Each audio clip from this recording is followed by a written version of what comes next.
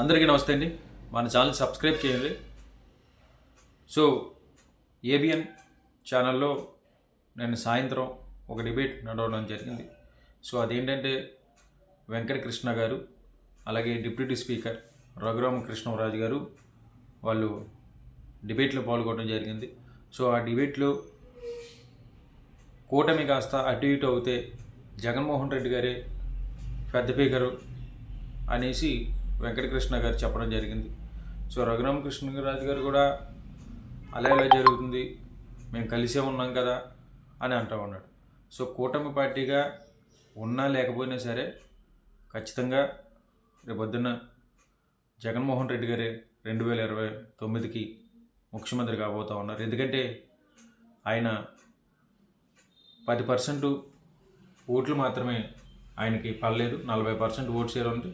కేవలం 10% ప్రభుత్వం ఓటు ఖచ్చితంగా ఆయనకు పడితే ఆయన 2029కి మళ్ళీ ముఖ్యమంత్రి అవుతారు.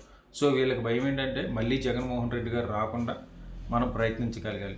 అంటే కూటమిగా ఉంటేనే మనం జగన్మోహన్ రెడ్డి గారిని మళ్ళీ అధికారంలోకి రానివ్వలేమని చెప్పేసి వీళ్ళు ఒక నమ్మకం అనుకుంటా. ఎందుకంటే వాళ్ళు ప్రతిసారి పవన్ కళ్యాణ్ గారు కానివ్వండి, 10 ఏళ్ళు మేమే ఉంటాం, 15 సంవత్సరాల పాటు చంద్రబాబు నాయుడు గారే ముఖ్యమంత్రిగా ఉంటారని చెప్పేసి పవన్ కళ్యాణ్ గారు తరచుగా చెప్తూ ఉన్నటువంటి మాటలు కనబడుతూ ఉంది. సో 2024లో చంద్రబాబు నాయుడు గారు గెలిచారు. 2014లో చంద్రబాబు నాయుడు గారు గెలవడం జరిగింది. సో 2019లో జగన్మోహన్ రెడ్డి గారు గెలిచారు. 2029లో కూడా మళ్ళీ జగన్మోహన్ రెడ్డి గారి ఈ రాష్ట్రానికి ముఖ్యమంత్రి అవుతారు. సో వీళ్ళు అలాగే ఇంటెలిజెంట్ వర్గాలు కూడా, రాజకీయ విశ్లేషకులు కూడా, వీళ్ళందరూ కూడా చెప్తున్నటువంటి మాట ఏంటంటే జగన్మోహన్ రెడ్డి గారి బలం రోజు రోజుకి పెరుగుతూ ఉంది, ఆయన సంఖ్య పెరుగుతూ ఉంది.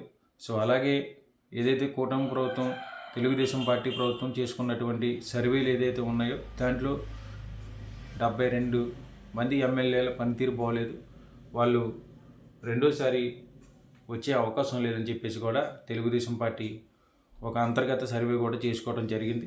సో ఇవన్నీ చూస్తే మనకు అర్థమవుతూ ఉంది. సో వీళ్ళు మాట్లాడుతూ లిక్కర్ స్కామ్ అయిపోయింది, అలాగే ఏది కాదంబరి జత్వాని కేసు అయింది, లడ్డూ విషయం అయింది, ఇప్పుడేమో సింగయ్య మృతి పట్ల అటు ఇటు జరుగుతూ ఉంది, జగన్మోహన్ రెడ్డి గారి తాడేపల్లి తలుపులు పోలీసులు ఎప్పుడు కొడతారని చెప్పేసి వెంకటకృష్ణ గారు రఘురామకృష్ణరాజు గారిని అడుగుతూ ఉంది. సో వీళ్ళు ప్రయత్నం ఏంటంటే జగన్మోహన్ రెడ్డి గారిని జనంలో తిరగనివ్వకూడదు, తిరగనిస్తే ఆయన రోజు రోజుకి బలపడి ప్రజల్లో చైతన్యం నింపి తద్వారా ఆయన ముఖ్యమంత్రి అయ్యే అవకాశాలు కనబడుతూ ఉన్నాయి. ఎలాగైనా సరే జగన్మోహన్ రెడ్డి గారిని కొన్నాళ్ళు అణిచివేస్తే తద్వారా ఏంటంటే కింద స్థాయి ఉన్నటువంటి కేడర్ కూడా అణుగుతారు, ప్రజలు కూడా వాళ్ళ పార్టీ నాయకులు కార్యకర్తలు అందరూ కూడా సైలెంట్గా ఉంటారని చెప్పేసి ఇది ఒక కుట్రగా జరుగుతోంది. మొదటి నుంచి కూడా ఇదే విషయం జరుగుతోంది.